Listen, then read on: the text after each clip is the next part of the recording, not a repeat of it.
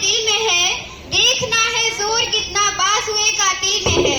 आदरणीय प्रधानाचार्य, समस्त अध्यापकगण एवं सभी सहपाठियों को मेरा नमस्कार। मेरा नाम रोशनी कटियार है। मैं कक्षा 8 की छात्रा हूँ। मैं आप सभी के सामने आज के शुभ अवसर पर एक स्वर्णिम ऐतिहासिक कहानी प्रस्तुत करने जा रही हूँ। आप सभी को स्वतंत्र भारत के इस आजादी के पर्व की बहुत बहुत बधाइयाँ। मैं अपने विचारों को शुरू करती हूँ 1931 मार्च की उस एक रात की बात के साथ, जब मात्र 23 साल का एक जवान स्वतंत्रता सेनानी, जिसको अंग्रेज बंदी बना लेते हैं और मौत की सजा सुना देते हैं, उसका कसूर केवल इतना था कि भारत को आजाद करवाना था और अंग्रेज भारत को कभी भी आजाद होता हुआ नहीं देखना चाहते थे।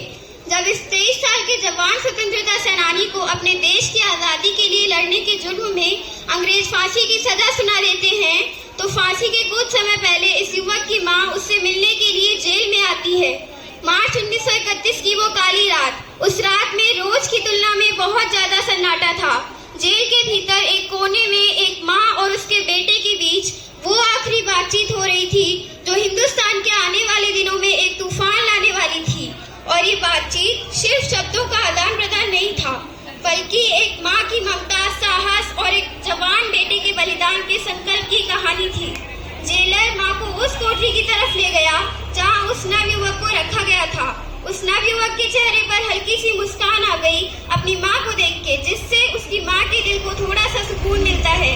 माँ को पता है कि बेटे को फांसी होना निश्चित है और बेटा भी ये जानता था कि माँ को पता है मुझे फांसी होने वाली है। वो युवक मुस्कुराते हुए बोलता है, माँ आप आ गई, मुझे पता था आप आएंगी।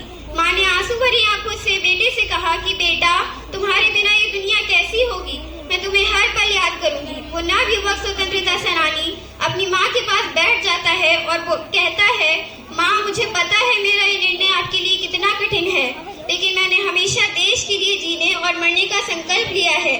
माँ अपने आंसू पोंछकर बोलती है, बेटा कोई भी माँ बाप अपने बेटे को अपने सामने खोता हुआ नहीं देखना चाहते, पर तुम्हारी सोच बहुत बड़ी है। मुझे तुम पर गर्व है। तुमने जो किया वो बहुत कम लोग कर पाते हैं, लेकिन एक माँ का दिल अपने बेटे के बिना कैसे रहेगा। मैं तुम्हारे जाने के बाद तुम्हारी यादों को तो जिंदा रख लूंगी, पर क्योंकि एक माँ के लिए उसका बेटा ही सब कुछ होता है, कैसे मैं इन हाथों से तेरे शरीर को उठाऊंगी जिन हाथों से मैंने बालपन में तुझे खाना खिलाया था। दोनों कुछ पल के लिए खामोश हो जाते हैं और फिर वो नवयुवक कहता है, हाँ माँ मैं जानता हूँ आपके लिए ये बहुत कठिन है, लेकिन याद रखिए मेरी मृत्यु बेकार नहीं जाएगी। मैं उन लाखों लोगों के लिए मर रहा हूँ जो स्वतंत्रता की राह देख रहे हैं। मुझे खोने की फिक्र मत करना माँ, क्योंकि अगर आज मैं एक भगत सिंह बलिदान दे दूंगा तो इस देश में हजारों भगत सिंह जन्म लेंगे जिनमें आपके इस बेटे की छवि होगी। इसीलिए माँ मेरा बलिदान बेकार नहीं जाएगा। लिखने वाले ने क्या खूब लिखा है कि शहीदों की चिताओं पर लगेंगे हर वर्ष मेले और वतन पर मरने वालों का यही आखिरी निशान होगा। 23 साल के भगत सिंह को हंसते हंसते फांसी पर चढ़ जाना मंजूर था, पर गुलामी में जीना इन्होंने कभी नहीं कबूल किया। ऐसे कई नाम हैं इतिहास में, सुखदेव, राजगुरु, मंगल पांडे, सुभाष चंद्र बोस, चंद्रशेखर आजाद, झांसी की रानी आदि। महिला स्वतंत्रता सेनानियों ने कई झूठे रीति रिवाजों को तोड़ा। आज भी जब रानी लक्ष्मीबाई को याद किया जाता है तो मुंह से यही निकलता है कि खूब लड़ी मर्दानी वो तो झांसी वाली रानी थी। ये वो कुछ नाम हैं जिन्हें हम जानते हैं, लेकिन ऐसे कई अनगिनत नाम हैं जिन्होंने भारत देश के लिए कुर्बानी दी, लेकिन हम उन्हें नहीं जानते।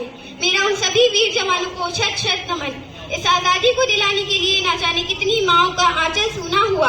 आज हमें जरूरत है अपने हर एक देशवासी को यह समझाने की कि हमें एकता की जरूरत है, ना कि आपस में लड़ने की, ताकि हम अपने देश को उस ऊंचाई तक ले जा सकें जहां हम पर राज करना तो दूर, कोई हमें छू भी ना सके। आज हमें जरूरत है अपने देश के प्रति अपनी अपनी जिम्मेदारियों को निभाने की। जय हिंद, जय भारत।